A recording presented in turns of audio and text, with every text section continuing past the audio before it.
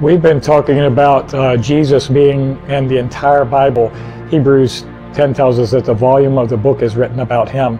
And so we covered several different characters so far, but we've been talking about the book of Ruth. We want to be sensitive to seeing Jesus in the book of Ruth. And we already went over the meanings of the names. We talked about Naomi and her husband Elimelech, their sons Mahlon and Chilion, and we talked about Ruth and who they all represented. Ruth, Naomi was Israel being restored to the land, having her land redeemed. And we talked about Orpah went back to her people, but Ruth continued, and Ruth represents the Gentile bride. She's a Gentile, and we're going to talk about today about Boaz. Boaz means strength is within him. Now, Boaz is a wealthy man, and in this case, he is representing Jesus Christ. He is a type of Jesus Christ. He is the Goel. Now, a Goel is a kinsman redeemer. So back in Israel, they could, if you bought land or sold land, it didn't really belong to you. It was more like a lease. And so when Elimelech and his family moved away because of famine, and they went to Moab, he had obviously sold his land.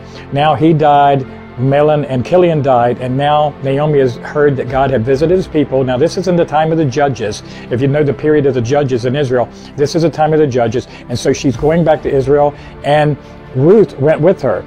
So Boaz, there's one kinsman closer than Boaz.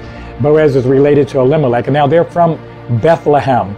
They're Ephrathites from Bethlehem, and this book is actually the connection between Bethlehem and the house of David. So it's a very important book. In fact, to understand the Revelation chapter 5, you need to understand what's going on in the book of Ruth. It's not just a love story.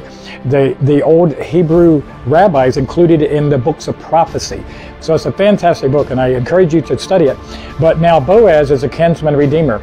So when a person needed to be redeemed, they would go to their next of kin, and the woman would go to him, and if he said no, he wouldn't redeem, he would have to give her his shoe, and he would go around in shame. She would spit in his face in front of all the elders. So Boaz said, there's another person closer than I am. So Boaz told Ruth, he said, you stay here. Now she's supposed to go do it, but being a picture of Christ, he doesn't have the bride do anything to redeem herself. He says, you stay here. He goes to the next of kin. The next of kin said, I can't redeem him. So Boaz redeems him. He redeems Naomi, buys her land back so that he's redeeming Israel, bringing back the nation of Israel, so to speak. And he pays for Ruth, who is the Gentile bride, the church, and then he marries her. Beautiful picture of Jesus the Savior redeeming Israel and purchasing the church for himself. Study the book of Ruth.